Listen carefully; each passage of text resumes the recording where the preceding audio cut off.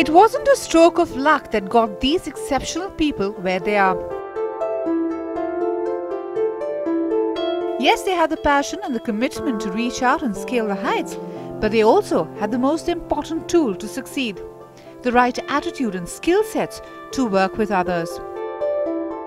Over the last few weeks on Choose to Win, we have discussed how we can choose to be exceptional at whatever we do, and how at the heart of the greatest success is a very basic understanding of the self, as corporate trainer Taranjit explains.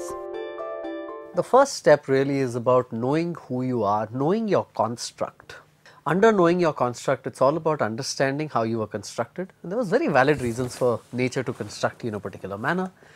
We were constructed to fall into patterns, we were constructed in a deterministic way, but also realize that the power that the creator gave the human being to choose, no other form of creation has that much power to choose, right? So understanding how powerful your choices are, taking responsibility for your choices, because eventually you become what you choose, largely speaking.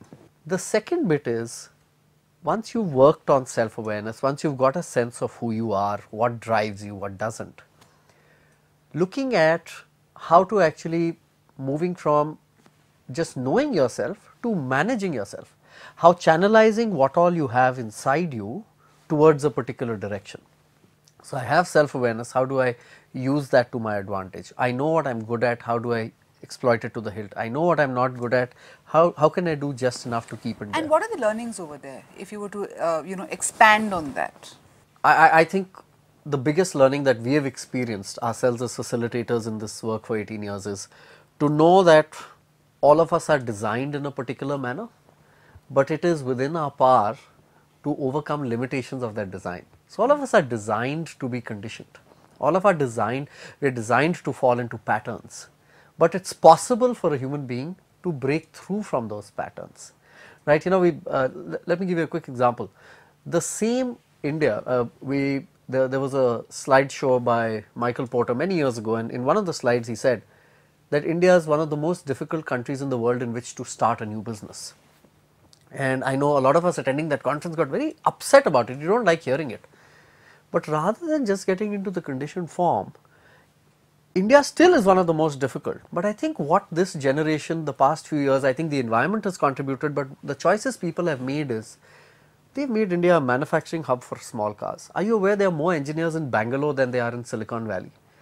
The same place which has no roads is today leading innovation in nobody calls the Nano a cheap car, they call it a wonder car.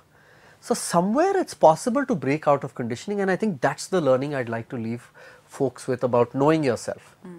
Please know you have the power to break out of conditioning and choose to win.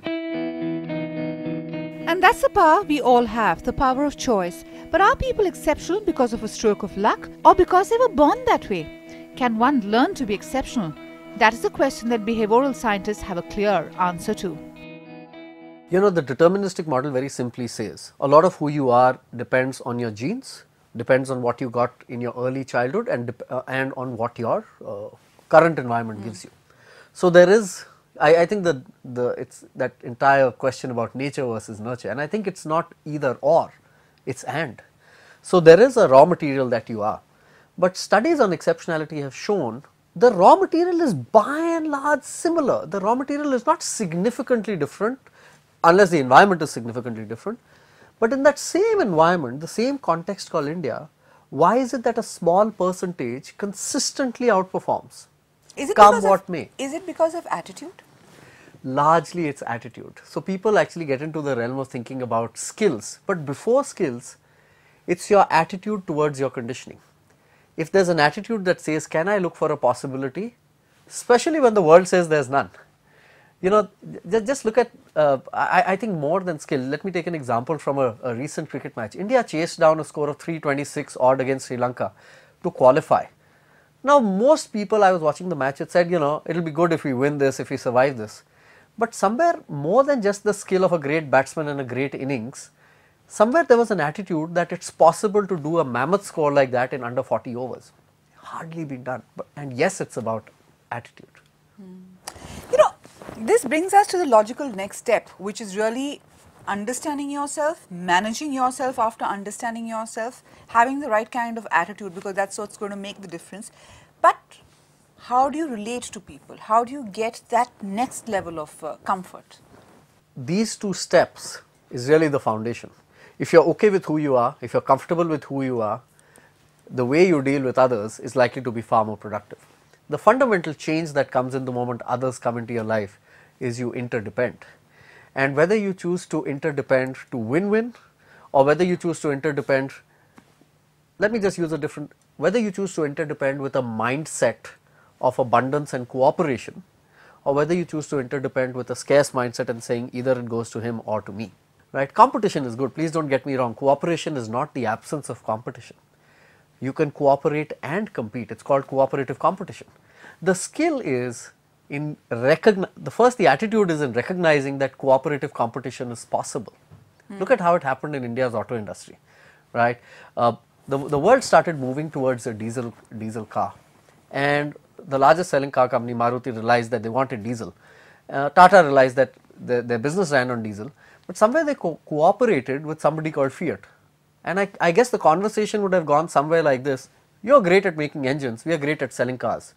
They still compete with each other in the market, but they collaborate. Those guys just give, so they'll collaborate and they'll compete. But that comes only when somebody has a mindset to see that possibility. You know, our mind doesn't see possibilities readily. It needs to be trained to do that. Okay. In the corporate structure, in tightly knit organizations where performance is the key, becomes a little difficult because there is a sense of distrust, insecurities that build in.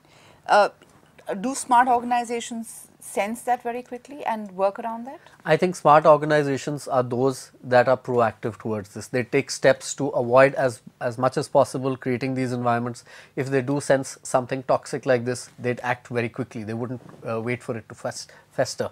But I think organizations also invest in enabling their people to engage with, to manage differences in manners that don't harm one or the other. And there are techniques available. There's this beautiful skill of assertiveness which enables people to see constructive outcomes to what normally people see as these are situations where nobody is going to win, whereas it's possible. Eventually great progress happens when interdependent teams learn how to manage this well, and you've got magic happening. It is important to work well in a team, and all exceptional people will tell you that you can never do it on your own. But how do you nurture teams and get the best out of every member? More on that when we return.